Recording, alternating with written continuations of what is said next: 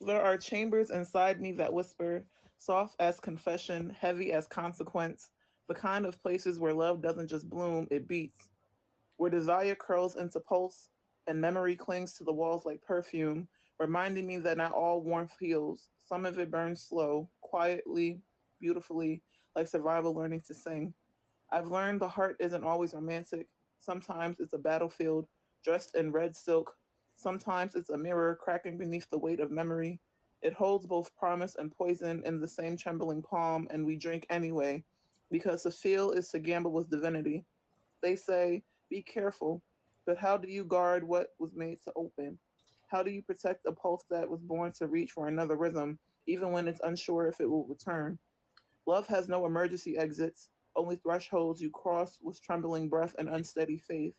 I've done my checkups, listened to the stethoscope hum over old wounds and new beginnings, measured the distance between rest and recklessness. Still, my health depends on how much love I let linger in my bloodstream, how many times I choose to forgive my pulse for skipping beats it never meant to miss. I've ignored warning signs before. The skip beats, the tremors beneath the surface, the way desire feels like fever masquerading as faith. Sometimes the trauma hides in tenderness, and you don't know until it's too late that the embrace was also an autopsy. I've mistaken hurt for honesty, through ache meant death, and silence meant safety.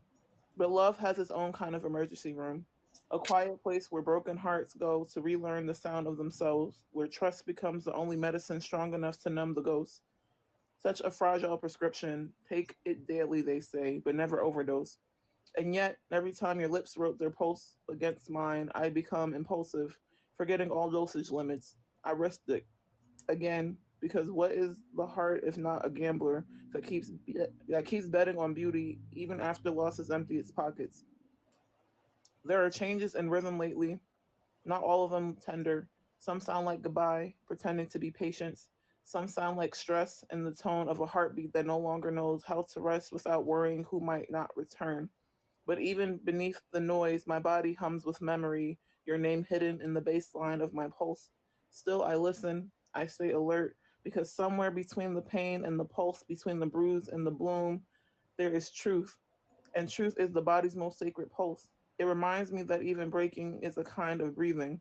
Even hurting is proof that I'm still here. Maybe love isn't measured by how long the heart lasts, but how deeply it dares to break. Maybe hurt is just another kind of health, a sign that we're still alive enough to feel it.